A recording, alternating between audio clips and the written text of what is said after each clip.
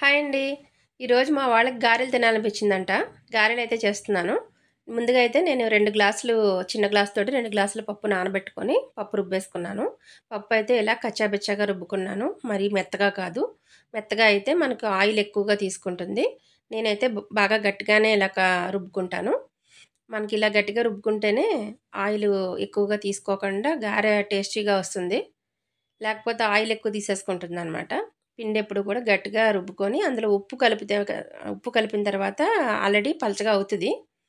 ఈ స్ట్రక్చర్‌లో కలుపుకుంటే సరిపోతుంది. మా వాళ్ళు నేను వేస్తూనే ఉన్నాను. పక్క నుంచి తీసుకెళ్ళిపోతున్నారు. చట్నీ చేసే అంత కూడా ఉంచట్లేదు అవి. స్నాక్‌కే కదా అని చెప్పి ఇక ఉత్తిగా వేసేసాను. గారెలొకటి అలా ప్లెయిన్‌గా తినేసారనమాట. చాలా టేస్టీగా అయితే వచ్చినాయి. గారెలు తినాలనిపించినప్పుడు ఎవరైనా సరే సింపుల్‌గా ఇలా చేసుకోండి. ఇది గ్రైండర్‌లో రుబ్బితే మాత్రమే ఇలా వస్తాయి గుల్లగా. అదే మిక్సీలో రుబ్బితే మాత్రం ఖచ్చితంగా వంట సోడాని కొద్దిగా కలుపుకోవాలి. మేమైతే చాలా టేస్టీగా గారెలేసుకొని ఈరోజు స్నాక్ అయితే ఇలా తినేసాం. ప్లీజ్ నా వీడియోస్ చూస్తున్న వాళ్ళందరికీ చాలా చాలా ధన్యవాదాలు. ప్లీజ్ తప్పకుండా ప్రతి ఒక్క వీడియోకి మీరు లైక్ ఇవ్వండి. లైక్ ఇస్తేనే వేరొకరికి ఆ వీడియో షేర్ చేయబడుతుంది. దీని కాంబినేషన్ పల్లి చట్నీ కానీ కొబ్బరి చట్నీ కానీ ఉంటే బాగుంటుంది.